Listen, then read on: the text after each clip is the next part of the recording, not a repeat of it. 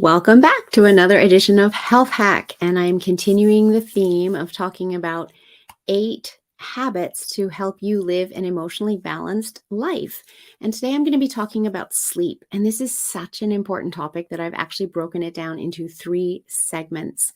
And so today I just want to share with you about your diurnal rhythm. And your diurnal rhythm means that as humans, we should be awake during the day and asleep during the night, right? Opposite of nocturnal is diurnal. We all know that.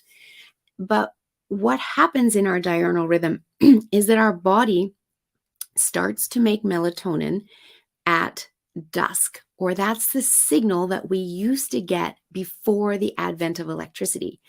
Our brain would notice that the sky was starting to get darker, and then it would know that, oh, we need to be getting to sleep soon. And it would start producing melatonin in order to help us sleep. And our cortisol levels would be coming down, our melatonin levels would be rising, and we would be able to get into a deep, restful sleep. And another point to note is that midnight means middle of the night. So we should be asleep well before midnight. In fact, the best time for humans to go to sleep is between 10 and 11 p.m. because that is when our cortisol is naturally at its lowest and our melatonin is naturally at its highest because they are inverse hormones, and we can then get into that deep restorative sleep.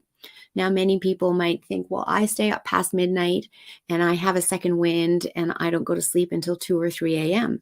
Well, that second wind is actually triggered by your cortisol starting to rise again, which it slowly does throughout the night. And then it's at its peak in the morning between 6 and 8 a.m. when we should be getting up. And so we don't want that second wind because that's causing us to miss out on much needed restorative sleep, which we definitely need for optimal health. When we don't get enough sleep, we weaken our immune system, we break down the health of our gut. So I will continue talking about this in the next few episodes. If you'd like to learn more about sleep, I've also talked about it in my Don't Wait for Your Wake Up Call podcast. You can tune into episodes 5 through 8 to learn more about sleep. Enjoy the episodes.